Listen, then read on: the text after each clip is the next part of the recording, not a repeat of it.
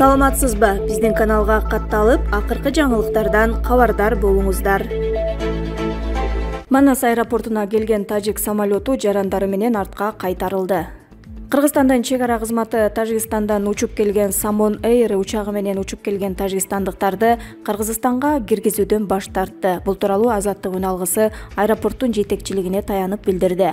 Маалым болгондой, 25 май күнү учуп келген самолетто 189 тажик жараны жана 9 башка өлкөлөрдүн жараны болгон. 3-чү өлкөлөрдүн жараны Кыргызстанга киргизилген. Ал эми тажик жарандары ошол борт менен 2-3 сааттан кийин кайра Тажикстанга жөнөтүлгөн.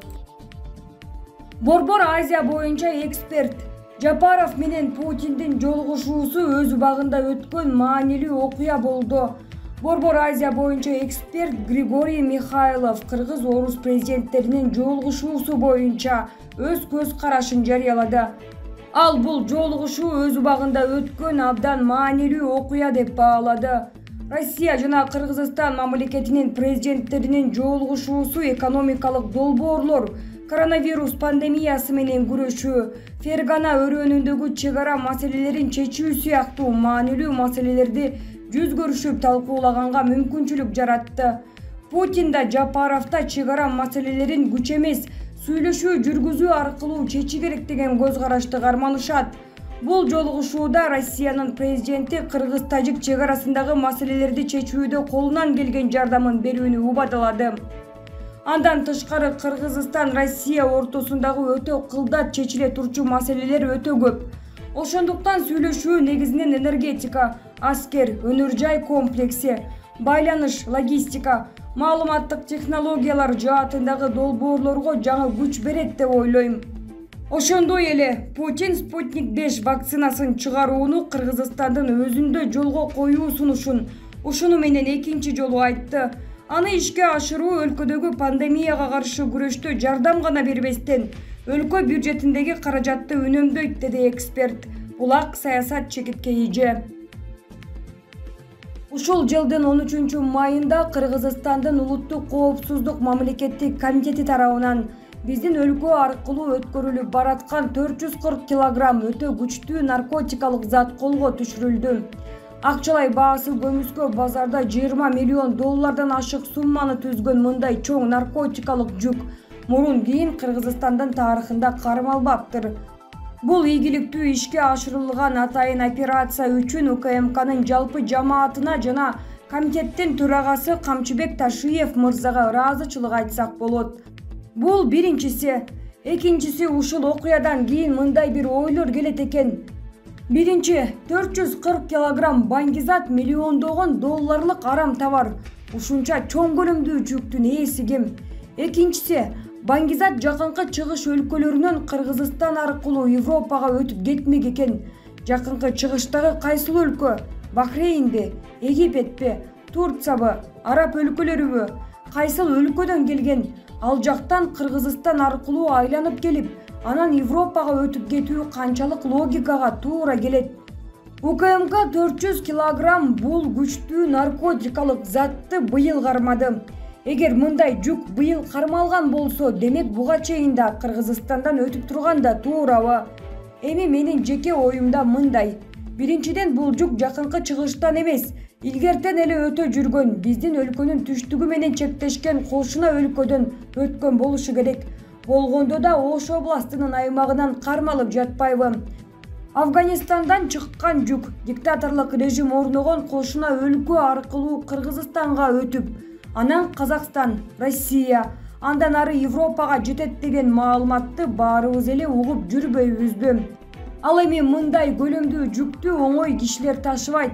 Демек бул жерде өтө жогорку деңгээлдеги кошуналардын бийлик өкүлдөрүнүн катыштыгы бар болушу мүмкүн. Кыргызстандын УКМКсы так мына ошол кошуна өлкөнүн көзүрлөрүнүн тамагын тыйды. 20 миллион доллар деген оңойбу? Демек УКМКнын башчысы Камчыбек Ташиев өтө чоң бир ажыдаарга согуш жарыялады. Эми мен муну өткөндөгү Баткен окуясына жана бүгүнкү Кыргызстандын белгисиз мөөнөткө чейин Тажикстан менен чек арасын жапканына байланыштыргым келбей жатат. Бирок болбой жатпайбы кашайып? Шайырбек Абдрахман. Жеңиш Молдокматов. Элибиз идеяга эмес инсанга ишенип ушул акыбалга кептелдик. 30 жылдык эгемендигибизде жетишкенибиз же тапкан байлыгыбыз сөз эркиндиги. Урматтуу мекендештер, 1991 жылы 31 августта Кыргыз мамлекети көз карандысыздыкка ээ болуп, легендарлуу парламенттин төрагасы кадырлуу аксакалыбыз Медеткан Шеримкуловичтин колу менен алгачкы эгемендүүлүк жөнүндө декларация жарыяланган. Жалпы дүйнөгө Кыргыз Республикасы суверендүү, демократиялуу мамлекет катары таанылып, демократиянын принциптери акырындап орноп, 30 жылда тапканыбыз сөз эркиндиги болду. Кыска тарыхыбызда кыргыз эли 3 революцияны башынан өткөрүп, өткөөл мезгилде оор кырдаалда турган чагыбыз. Тилекке каршы өлкөнү өргө сүрөөдө туруктуу өнүгүү системасын курбай, элибиз идеяга эмес, инсандарга ишенип ушул акыбалга кептелдик. Өзгөрүүгө, жаңыланып өнүгүүгө багыт алуу учуру келди. Ишендирип айтамын, сүйүктүү Кыргызстаныбыздын келечеги кең. Болгону аракет, эмгек, таза ниет, аруу тилек, чоң максат. Бекем позиция жана күчтүү команда керек. Бийлик элдики. Бардык коомдук саясий күчтөрдү өлкөбүздүн жаркын келечеги үчүн биригүүгө чакырам. Эң маанилүү мамлекеттин өнүгүүсүндө өзөгө болгон сөз эркиндигин коргоодо бекем болушубуз абзел. Бириндесек бөлө тартып, жок кылаар бир биректей бекем болсок боор тартып.